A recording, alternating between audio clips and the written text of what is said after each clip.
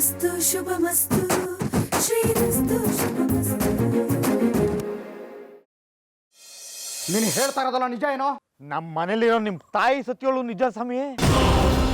ಈಗ ನಿಮ್ಮ ತಂಗಿನ ನಿಮ್ಮ ಮನೆಗೆ ಕರ್ಕೊಂಬರೋಕ್ಕೆ ನಿಮ್ಮ ಪರ್ಮಿಷನ್ ಕೇಳಕ್ಕೆ ಫೋನ್ ಮಾಡ್ತಾರಂತೆ ನಿಮ್ಮ ಹೆಂಡತಿ. ಅದಕ್ಕೆ ಬೇಬಿನ ನಮ್ಮನೆಗೆ ಕರ್ಕೊಂಡು ಹೋಗೋಣ ಅಂತ ನೀವೇನು ಹೇಳ್ತೀರಾ? ಮನೆ ಬಂದ ಮಾತಾಡೋಣ. ಓಕೆ, ಹಲೋ, ಕೇಳಿಸ್ತಿದ್ಯಾ? ಆಫೀಸ್ ಅವರ್ಸ್ ಮುಗಿದ ಮೇಲೆ ನನ್ನ ಕಣ್ಣಿಗೆ ಬೀಳಬಾರ್ದು. ನಾನು ನನ್ನ ಹೆಂಡತಿಗೋಸ್ಕರ ಕಾಯ್ತಿದ್ದೀನಿ. ಇಲ್ಲ ಶ್ರೀ, ಈ ಕೆಲಸ ಇವತ್ತು ಮುಗಿಸ್ಬೇಕು. ನನ್ನ ಹೆಂಡತಿ ಕೆಲಸ ಮುಗಿಯ ತನಕ ನಾನು ಇಲ್ಲೇ ಇರ್ತೀನಿ. ವರ್ಕಿಂಗ್ ಅವರ್ಸ್ ಮುಗಿದ ಮೇಲೂ ನೀನು ಇಲ್ಲಿರ್ಬೇಕು ಅಂದ್ರೆ ನೀನು ನನ್ನ ಎಂಪ್ಲಾಯ್ ಆಗಿರ್ಬೇಕು. ನಾನು ಬಾ ಅಂದ್ರೆ ಬರಬೇಕು, ನಾ ಹೇಳಿದ ಕೆಲಸ ಮಾಡಬೇಕು. ಫ್ಲಾಸ್ ತೊಗೊಂಡೋಗಿ 2 ಟೀ ತೊಗೊಂಡು ಬಾ, ನನಗೆ ನನ್ನ ಸೆಕ್ರೆಟ್ರಿಗೆ. ನಾನು ನಿಮಗೆ ತುಂಬ ಪ್ರೀತಿಸ್ತೀನಿ. ನಾನು ನನ್ನ ಗಂಡನನ್ನ ತುಂಬಾ ದ್ವೇಷಿಸುತ್ತೇನೆ. ಅವನೊಬ್ಬ ಇಡಿಯಟ್, ಅಪ್ರಯೋಜಕ.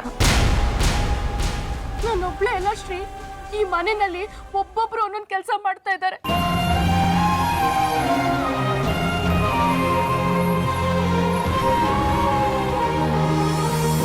ಜಾನ ಮಧ್ಯದಲ್ಲಿ ಬೇಡ್ರಿ.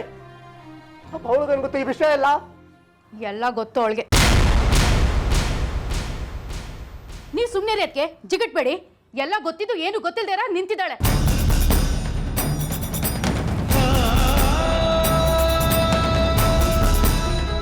ನಿನಗೆಲ್ಲ ಗೊತ್ತಿತ್ತಾ?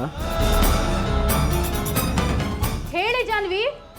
ಬೇಬಿ ಸಾಕು, ಏನೇನೋ ಮಾತಾಡಿ ಅವರಿಬ್ಬರ ಮಧ್ಯೆ ಜಗಳ ತಂದಿರಬೇಡ. ನಡಿ ಇಲ್ಲಿಂದ. ನೀ ಸುಮ್ಮನೆರಮ್ಮ, ಯಾವಾಗ್ಲೂ ನನ್ನ ಬಾಯಿ ಮುಚ್ಚೋದೇ ಆಗುತ್ತೆ. ಇವ ಶ್ರೀಗೆ ಎಲ್ಲ ವಿಷಯನೂ ಗೊತ್ತಾಗ್ಬಿಡ್ಲಿ. ಸಾಕು, ಸುಮ್ಮನೆ ನಡಿ ಇಲ್ಲಿಂದ.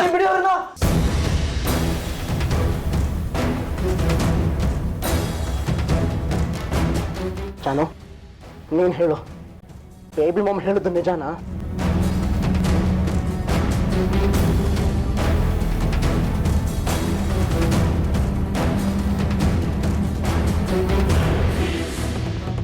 ನಾನು ನಿನ್ನೆ ಕೇಳ್ತಿರೋದು, ನಿನಗೆ ಈ ವಿಷಯ ಮುಂಚೆನೇ ಗೊತ್ತಿತ್ತಾ?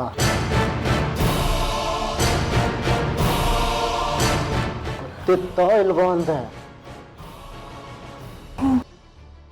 ಗೊತ್ತಿತ್ತು.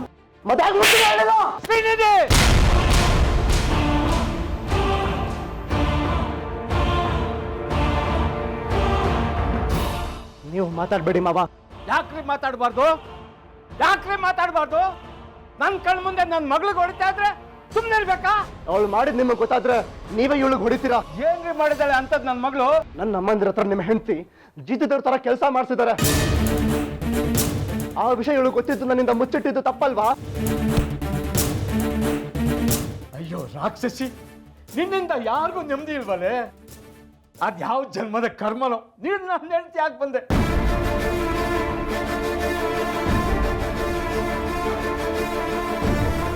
ನೀನ್ ಯಾಕಮ್ಮ ವಿಷಯನ ಮುಚ್ಚಿಡಕ್ ಹೋದೆ? ಹೀಗೆ ಹೇಳಬಾರ್ದು ಅಂತ ನಾನೇ ಅವಳ ಹತ್ರ ಪ್ರಮಾಣ ಮಾಡಿಸ್ಕೊಂಡಿದ್ದೆ.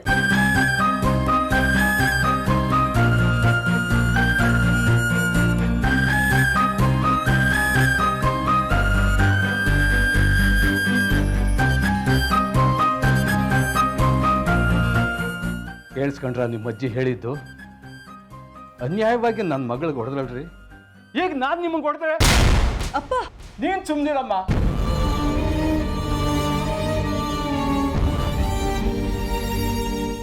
ಎಲ್ಲರೂ ಬಟ್ಟೆ ಪ್ಯಾಕ್ ಮಾಡ್ಕೊಳ್ಳಿ, ನಾವಿಲ್ಲಿರೋದು ಬೇಡ.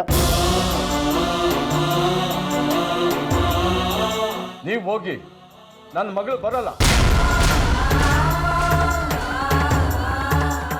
ಯಾಕಪ್ಪ ಏನೇನೋ ಮಾತಾಡ್ತಿದ್ದೀರಾ? ನೀನ್ ಸುಮ್ನಿರು ಜಾನುವೆ. ಯಾವ್ದೋ ತಪ್ಪಿಗೆ ನಿನಗೆ ಹೊಡೆದ್ರೆ ನಾವು ಸುಮ್ನಿರಕ್ಕಾಗತ್ತಾ? ನಮ್ಗಿರಲ್ವಾ ಮಗಳು ಅನ್ನೋ ಪ್ರೀತಿ? ನೀವೇ ಇಟ್ಕೊಳ್ರಿ ನಿಮ್ಮ ಮಗಳನ್ನ.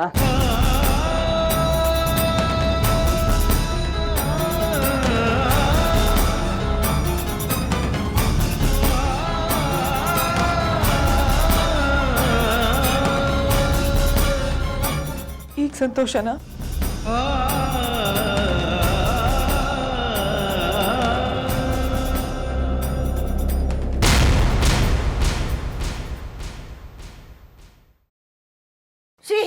ಇದೇನ್ ಮಾಡ್ತಾ ಇದೀಯ? ಇದೀಯಾ? ಆಗ ಹೇಳಿದ್ನಲ್ಲ ಅಜ್ಜಿ, ಮನೆ ಬಿಟ್ಟು ಹೋಗ್ತಿದ್ದೀನಿ, ಅದಕ್ಕೆ ಪ್ಯಾಕ್ ಮಾಡ್ತಿದ್ದೀನಿ. ಯಾಕೆ ಯಾಕೆ ಇಂಥ ನಿರ್ಧಾರ ತಗೊಂಡಿದೀಯಾ? ನೀವೇ ನೋಡಿದ್ರಲ್ಲ ಅಜ್ಜಿ, ಮಾವ ಅಲ್ಲ ಜಾನು ಅಲ್ಲ ರವಿಯವರಪ್ಪ ಹೇಗೆಲ್ಲ ಮಾತಾಡಿದ್ರು ಅಂತ. ನಾನು ಅವ್ರಿಗೆ ತಂದೆ ಸ್ಥಾನ ಕೊಟ್ಟಿದ್ದೆ, ಆದ್ರೆ ಅವರು ಅವ್ರ ಮಗಳು ವಹಿಸ್ಕೊಂಡು ಹೇಗೆಲ್ಲ ಮಾತಾಡಿದ್ರು. ಶ್ರೀಮಲ್ ಕೈ ಮಾಡ್ತೀನಿ ಅಂದ್ರಲ್ಲ, ನಿಮಗೆ ಯಾರ ಅಧಿಕಾರ ಕೊಟ್ರು? ನನ್ನ ಕಣ್ಣೆ ಎದುರುಗಡೆ ನನ್ನ ಮಗಳ ಕೆನ್ನೆ ಬರ್ಸದ ನೋಡ್ಕೊಂಡು ಸುಮ್ಮನೆ ಇರ್ಬೇಕಾ ನಾನು? ನಾನ್ ಬರೀ ನಿಮ್ ಮಗಳಷ್ಟೇ ಅಲ್ಲ, ಅವ್ರ ಹೆಂಡತಿ ಕೂಡ. ಮೊದ್ಲು ನಾನು ಅವ್ರ ಹೆಂಡತಿ, ಆಮೇಲೆ ಮಗಳು, ಬೇರೆ ಸಂಬಂಧಗಳು. ಇವತ್ತು ಈ ಅಪ್ಪ ನನಗೆ ತಪ್ಪಾಗಿ ಕಾಣಿಸ್ಬಿಟ್ನಾ? ವೆಂಕಟೇಶ್ ಅವ್ರ ಮಾತಲ್ಲಿ ಒಂದು ಸಣ್ಣ ತಪ್ಪು ಇಲ್ಲ. ಈಗ ಈ ಮನೆ ಬಿಟ್ಟು ಹೋಗ್ಬೇಕು ಅಂತ ಹೇಳಿದೆಯಲ್ಲ, ಎಲ್ಲಿಗೆ ಹೋಗ್ಬೇಕು ಅಂತ ಇದೆಯಾ? ಆ ಶಕ್ತಿ ನಿನ್ನ ಕೈಯಲ್ಲಿ ಇದೆಯಾ? ಸುಮ್ಮನೆ ಇರ್ಬೇಕಾಗಿತ್ತು. ನಿಮ್ ಮಗಳಿಗೆ ಒಂದು ಏಟ್ ಹೊಡೆದಿದ್ದಕ್ಕೆ ಅಷ್ಟೊಂದು ನೋವು ಆಯ್ತಲ್ಲ. ನಿಮ್ ಹೆಂಡತಿ ಅವ್ರ ಅಮ್ಮನ ಹತ್ರ ಅಷ್ಟು ಚೀಪ್ ಆಗಿ ನಡ್ಕೋತಿದ್ದಾರೆ, ಅದು ಗೊತ್ತಾಗಿ ಅವ್ರಿಗೆ ಎಷ್ಟು ಹರ್ಟ್ ಆಗಿರ್ಬೇಡ.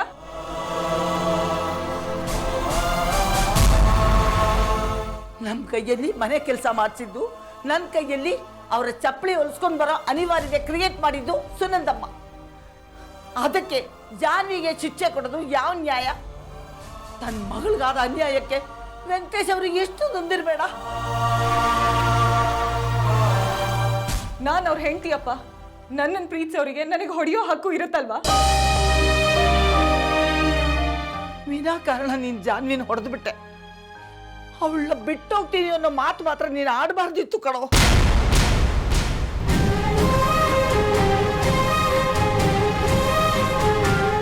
ಈಗ ಶ್ರೀ ನನ್ನನ್ನು ಬಿಟ್ಬಿಟ್ರೆ ನಾ ಏನು ಮಾಡಲಿ? ಇಲ್ಲೇ ಇದ್ಬಿಡ್ಲಾ ಪರ್ಮನೆಂಟ್ ಆಗಿ?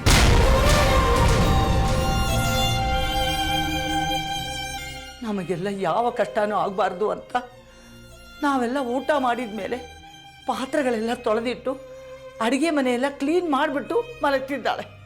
ಬೆಳಗ್ಗೆ ನಾವೆಲ್ಲ ಹೇಳೋದಕ್ಕೆ ಮುಂಚೆನೇ ಎದ್ದು ಮನೆ ಕೆಲಸ, ತಿಂಡಿ, ಮಧ್ಯಾಹ್ನದ ಅಡುಗೆ ಎಲ್ಲ ಮಾಡಿಟ್ಬಿಟ್ಟು ಹೋಗ್ತಾಳೆ. ಅಂಥ ತ್ಯಾಗಮಯಿಗೆ ನೀನು ಒಳ್ಳೆ ಸೊಸೆ ಅಲ್ಲ, ಒಳ್ಳೆ ಹೆಂಡತಿ ಅಲ್ಲ ಅಂತ ಅಂದ್ಬಿಟ್ಟಿಯಲ್ಲ, ನ್ಯಾಯನ ಇದು?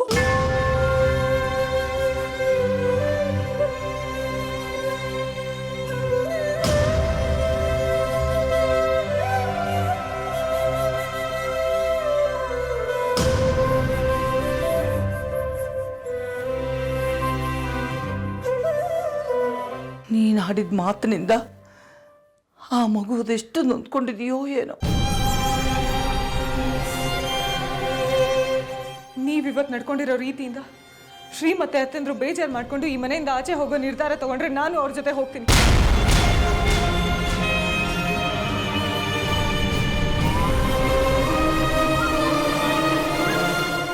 ವೆಂಕಟೇಶ್ ಅವ್ರ ಮಾತನ್ನ ತಲೆಗೆ ತಗೊಂಡು ನೀನು ಜಾನ್ವಿನ್ ಬಿಟ್ಟು ಈ ಮನೇನ ಬಿಟ್ಟು ಹೋಗೋ ನಿರ್ಧಾರ ತಗೊಂಡ್ರೆ ನಾವು ಯಾರೂ ನಿನ್ನ ಜೊತೆ ಬರಲ್ಲ.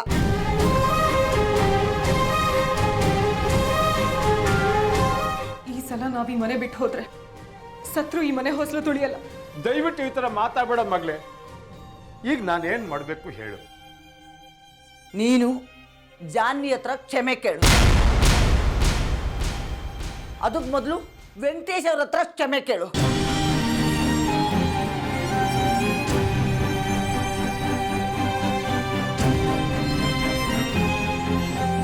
ಅಳಿಯಂದ್ರ ಹತ್ರ ಕ್ಷಮೆ ಕೇಳೋದ್ರಿಂದ ನಿನ್ನ ಕೋಪ ಕಡಿಮೆ ಆಗುತ್ತೆ ಅಂದರೆ ಖಂಡಿತ ಕೇಳ್ತೀನಿ. ದಯವಿಟ್ಟು ನನ್ನ ಕ್ಷಮಿಸ್ಬಿಡು ಮಗಳು.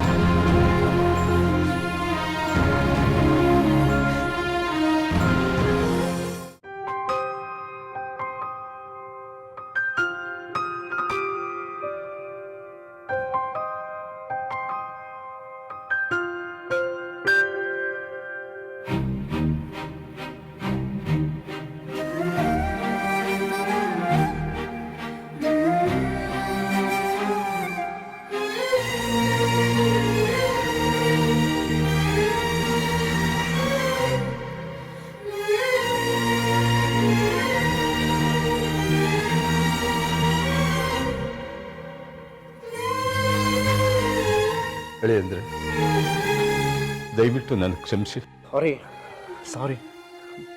ಸಾರಿ ಮಾವ.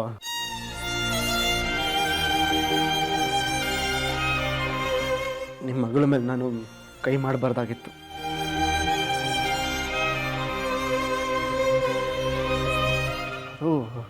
ಆಫೀಸಿಂದ ಬರ್ತಾನೆ ಯಾವುದೋ ಟೆನ್ಷನಲ್ಲಿದ್ದೆ. ಬರ್ತಿದ್ದಾಗೆ ಬೇಬಿ ಮಮ್ಮಿ ವಿಷಯನ ಹೇಳಿದ್ರು.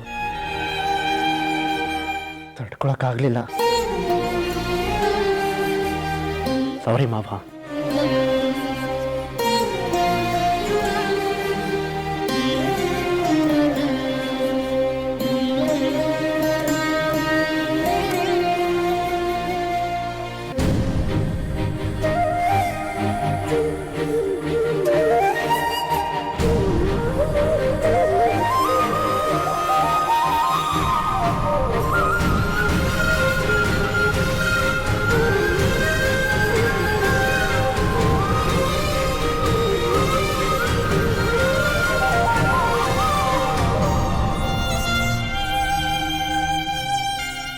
ದಯವಿಟ್ಟು ನನ್ನನ್ನು ಕ್ಷಮಿಸ್ಬಿಡು ಜಾನು.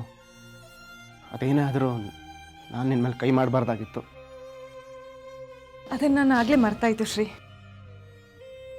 ನಾನು ನಿನಗೆ ಕೊಟ್ಟು ಪೆಟ್ಟು ಅಷ್ಟು ಬೇಗ ಮರೆಯುವಂಥದ್ದಲ್ಲ. ನನಗೊತ್ತು ನಿನಗೆ ತುಂಬ ಅವಮಾನ ಆಗಿದೆ ಅಂತ. ನೀನು ಅದನ್ನು ನನ್ನ ಮುಂದೆ ತೋರಿಸ್ಕೋತಿಲ್ಲ.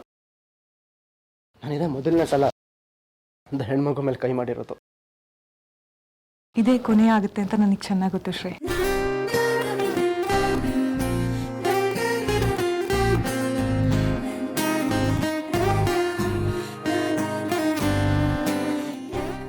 ನನಗೆ ನನ್ನ ಬಗ್ಗೆನೇ ಅಸಹ್ಯ ಅನ್ನಿಸ್ತಿದೆ. ನಾನು ನಿನ್ನ ಮೇಲೆ ಕೈ ಮಾಡೋದಕ್ಕಿಂತ ನನಗೆ ನಿನ್ನಷ್ಟು ಪೇಷನ್ಸ್ ಇಲ್ವಲ್ಲ ಅಂತ ಗಿಲ್ಟ್ ಕಾಡ್ತಿದೆ. ನಾನಿನ್ನ ಬೇಕು ಅಂತ ನೋಯಿಸಿದ್ದಲ್ಲ ಜಾನು. ನೀನು ಇವತ್ತು ಆಫೀಸಲ್ಲಿ 8 ಗಂಟೆವರೆಗೂ ಕೆಲಸ ಬೇರೆ ಮಾಡಿದೆ. ಅದನ್ನು ನನ್ನ ಮುಂದೆ ನಿನ್ನ ಹತ್ರ ಆ ಥರ ಲೆಟರ್ ಬರೆಸ್ತಾನೆ.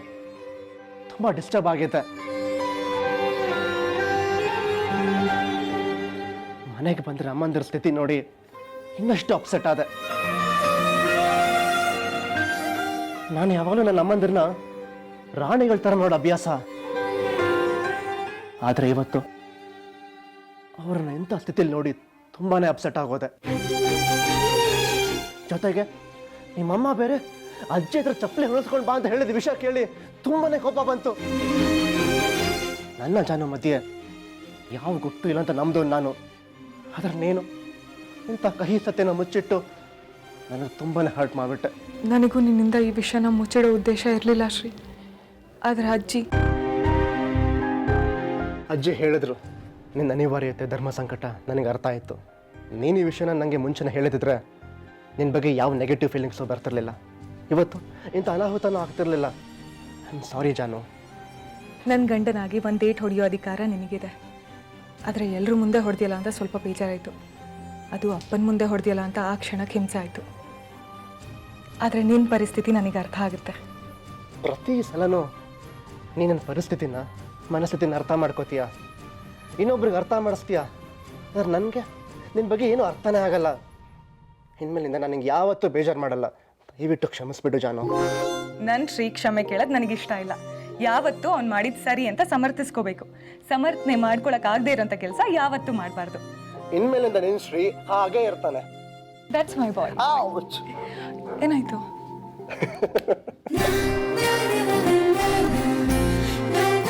ಹೌದು, ಇವತ್ತು ಆಫೀಸಲ್ಲಿ 8 ಗಂಟೆವರೆಗೂ ಕೆಲಸ ಮಾಡೋದಕ್ಕೆ ಏನಕ್ಕೆ ಒಪ್ಕೊಂಡೆ? ನೀನು ಇವಾಗ ಹೇಳಿಲ್ಲ ಅಂದರೆ ನನ್ನ ಮೇಲೆ ಆಣೆ. ಆಣೆ ಇಲ್ಲ, ಬೇಡ ಶ್ರೀ.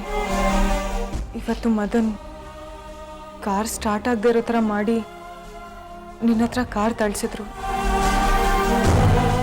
ಆಗ ಅವ್ರಿಗೆ ತಳ್ಳೋದಕ್ಕೆ ಕಷ್ಟ ಆಗ್ತದೆ.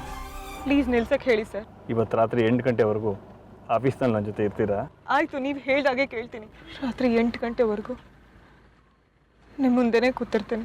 ನಾನು ನಿನ್ನ ಹತ್ರ 8 ಗಂಟೆವರೆಗೂ ಕೆಲಸ ಮಾಡಿಸ್ಕೋತೀನಿ ಅಂತ ಪ್ರಾಮಿಸ್ ಮಾಡಿಸ್ಕೊಂಡಿರೋ ವಿಷಯನ ಯಾವುದೇ ಕಾರಣಕ್ಕೂ ನೀನು ನಿನ್ನ ಗಂಡನಿಗೆ ಹೇಳಬಾರ್ದು.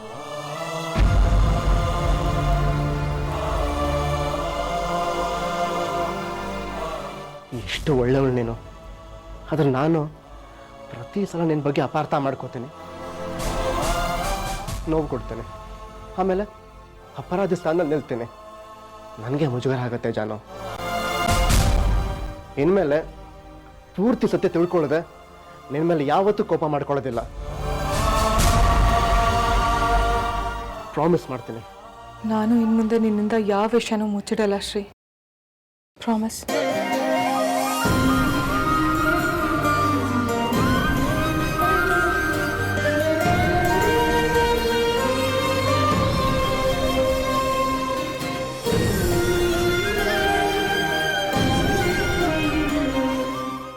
ಬೇಬಿ ಬೇಬಿ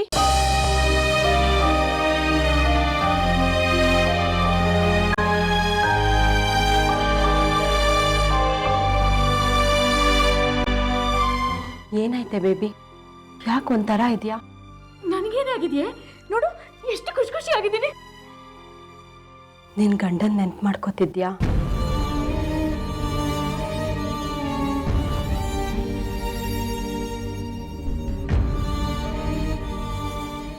ಗಂಡ ಎಷ್ಟೇ ಹೊಡಿಲಿ ಪಡಿಲಿ, ಗಂಡ ಗಂಡನೇ. ಗಂಡ ಇದ್ರೆ ಅದ್ರ ಮರ್ಯಾದೆನೇ ಬೇರೆ. ಜಾನ್ವಿ ಶ್ರೀ ನೋಡು, ಎಷ್ಟೇ ಕಿತ್ತಾಡ್ಕೊಂಡ್ರು, ಎಷ್ಟು ಬೇಗ ಒಂದಾದ್ರು. ನನ್ನ ಕಷ್ಟನೆಲ್ಲ ಯಾರ ಹತ್ರ ಹೇಳ್ಕೊಳ್ಳೋದು? ನನ್ನ ಗಂಡ ಇದ್ದಿದ್ರೆ ನನ್ನ ಕಷ್ಟನೆಲ್ಲ ಹೇಳ್ಕೊಬೋದಾಗಿ. ಏನೇ ಬೇಬಿ ಹೀಗಂತಿದ್ಯಾ? ಶ್ರೀ ಜಾನ್ವಿ ಒಂದಾಗಿದ್ದು ನಿನಗೆ ಸಂತೋಷ ಆಗ್ಲಿಲ್ವಾ? ಈ ಹಾಳು ಮನೇಲಿ ಇದ್ಕೊಂಡು ಹೇಗೆ ಸಂತೋಷವಾಗಿರ್ಲಿ? ಇದಕ್ಕಿಂತ ಜೈಲಿ ವಾಸಿ. ಎಲ್ಲರೂ ಅವ್ರವ್ರ ಸಂತೋಷ ನೋಡ್ಕೊಂಡು ಇದ್ಬಿಡ್ತಾರೆ. ನಮ್ ಗೋಳ್ ಕೇಳೋರು ಯಾರು? ಸುನಂದಮ್ಮ ಅಂತೂ ನಾಯಿ ತರ ಆಡ್ತಿರ್ತಾಳೆ. ಶ್ರೀಗ್ ಅದ್ರ ಬಗ್ಗೆ ಯೋಚನೆ ಇದೆಯಾ ನೋಡು? ಅವನವನ್ ಹೆಂಡತಿ ಜೊತೆ ಆರಾಮಾಗಿದ್ದಾನೆ. ಇಲ್ಲಿ ಅವನ ಅಮ್ಮದ್ರು ಕಸ ಮುಸ್ರೆ ಮಾಡ್ಕೊಂಡು ಕಷ್ಟಪಡ್ತಿರೋದನ್ನ ಮರ್ತೆ ಹೋಗಿದ್ದಾನೆ. ಅದ್ರ ಬಗ್ಗೆ ಅವನಿಗೂ ನೋವಿದೆ ಕಣೆ. ಆದ್ರೆ ನೋವಿದ್ರೆ ಆಗೋಯ್ತಾ? ಅದ್ರ ಬಗ್ಗೆ ಯೋಚನೆ ಬೇಡವಾ ಅವನ್ಗೆ? ಶ್ರೀಗ್ ನಾನು ಎಷ್ಟು ದಿನದಿಂದ ಕೇಳ್ಕೊಳ್ತಾ ಇದ್ದೀನಿ ಬೇರೆ ಮನೆ ಮಾಡು ಅಂತ. ಅದ್ರ ಬಗ್ಗೆ ಅವ್ನಿಗೆ ಯೋಚನೆನೇ ಇಲ್ಲ. ಬೇರೆ ಮನೆ ಮಾಡ್ತೀನಿ ಅಂತ ಒಪ್ಕೊಂಡಿದ್ದಾನಲ್ಲೇ. ಒಪ್ಕೊಂಡ್ಬಿಟ್ರೆ ಆಗೋಯ್ತಾ? ಅಡ್ವಾನ್ಸ್ ಕೊಡೋದು ಬೇಡವಾ? ದಿನ ಬೆಳಗಾದ್ರೆ ಆ ಗೆಸ್ಟ್ ಹೌಸ್ಗೆ ಬಾಡಿಗೆದವರು ಬರ್ತಾನೆ ಇದ್ದಾರೆ. ನಾನು ರಿಕ್ವೆಸ್ಟ್ ಮಾಡ್ಕೊಂಡಿದ್ದೀನಿ, ಒಂದು ವಾರ ಟೈಮ್ ಕೊಡಿ, ಅಡ್ವಾನ್ಸ್ ಕೊಟ್ಟು ಮನೆಗೆ ಬರ್ತೀವಿ ಅಂತ. ಈಗ ನೋಡಿದ್ರೆ ಎಲ್ಲ ಗೋತಾ ಅನಿಸ್ತಾ ಇದೆ. ಇನ್ ಶ್ರೀ ಕಾಯ್ಕೊಂಡಿದ್ರೆ ಆಗಲ್ಲ. ನಾನು ಈಗಲೇ ಕಲಾತ್ಗೆ ಫೋನ್ ಮಾಡಿ ಮನೆ ಅಡ್ವಾನ್ಸ್ ದುಡ್ಡು ಕೇಳ್ತೀನಿ. ಸದ್ಯಕ್ಕೆ ಸ್ವಲ್ಪ ಸುಮ್ಮನಿರ್ತೀಯ ಬೇಬಿ? ನಿನ್ ಕಲಾ ಅಕ್ಕಂಗೆ ಫೋನ್ ಮಾಡಿ ದುಡ್ಡು ಕೇಳಿದ ವಿಷಯ ಶ್ರೀ ಗೊತ್ತಾದ್ರೆ ಅವ್ನು ನೊಂದ್ಕೋತಾನ ಕಣೆ. ನಾವು ಯಾರೇ ಕೇಳೋರು? ನಾನು ಈಗಲೇ ಕಲಾತ್ಗೆ ಫೋನ್ ಮಾಡಿ ದುಡ್ಡು ಕೇಳ್ತೀನಿ. ಹಲೋ ಕಲಾತ್ಗೆ, ನಾನು ಬೇಬಿ. ನಿಮ್ಮಿಂದ ಸ್ವಲ್ಪ ಒಂದು ಹೆಲ್ಪ್ ಆಗಬೇಕಾಗಿತ್ತು.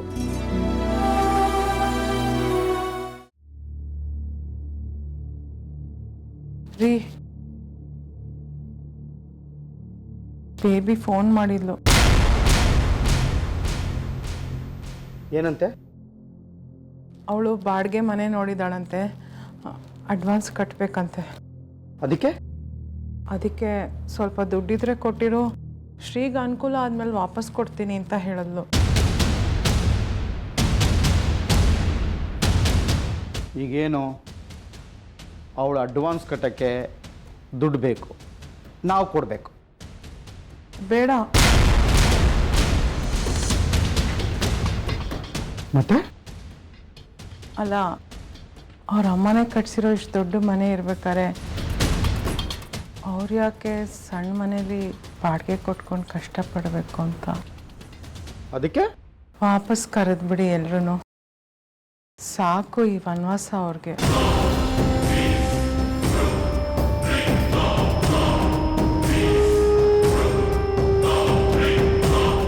ಒಳ್ಳೆ ಮನಸ್ಸು ಕಡೆ ನಿಂತು ಆ ಬೇಬಿ ನಿನ್ನ ಕತ್ತಿಡ್ದು ಆಚೆದು ಬಿಡ್ಲು ಮನೆಯಿಂದ.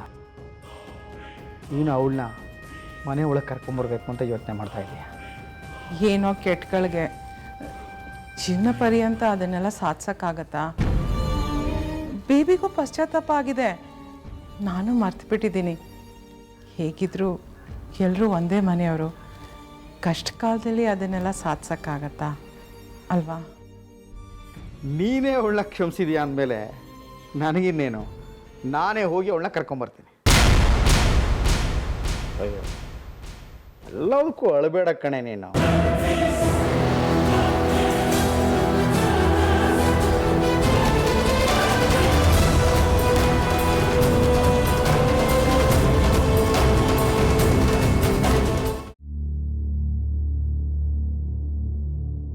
ಆಯ್ತಾ ಜಾನು, ಲೇಟ್ ಆಗ್ತದೆ. Madan phone. Hello. Boss phone ಮಾಡಿದ್ರೆ ಗುಡ್ ಮಾರ್ನಿಂಗ್ ಹೇಳೋ ಅಭ್ಯಾಸ ಇಲ್ವಾ ನಿನಗೆ? Good morning sir. ಗುಡ್. ಎಲ್ಲಿದೆಯಾ? ಮನೆಯಿಂದ ಹೊರಡ್ತಿದ್ದೀನಿ. ಇನ್ನು ಅರ್ಧ ಗಂಟೆಲಿ ಆಫೀಸಲ್ಲಿ ಇರ್ತೀನಿ. ಆಫೀಸ್ ಬೇಡ, ಮನೆ ಹತ್ರ ಬಂದು ಪಿಕ್ ಮಾಡು. ಮನೆಗ? ಹೌದಾ? ನಮ್ಮ ಮನೆಗೆ ಗೊತ್ತಿಲ್ವಾ? ಗೊತ್ತಿಲ್ಲದೆ ಏನು, ಸ್ವಲ್ಪ ದಿನದ ಮುಂಚೆ ನೀನು ಹೆಂಡತಿ ಮೆಡಿಕಲ್ ರಿಪೋರ್ಟ್ ಇಟ್ಕೊಂಡು ನನ್ನ ಮನೆ ಹತ್ರ ಬಂದು ಬೊಬ್ಬರ್ಸ್ಕೊಂಡು ಆವಾಸಕ್ಕೆ ಹೋಗಿದ್ದೆ. ಆ ನೆನಪು ಇಬ್ಬರನ್ನು ಬಿಟ್ಟು ಹೋಗಕ್ಕೆ ಸಾಧ್ಯನೇ ಇಲ್ಲ. ಇನ್ನು 10 ನಿಮಿಷ ನನ್ನ ಮನೆ ಮುಂದೆ ಇರ್ಬೇಕು ನೀನು.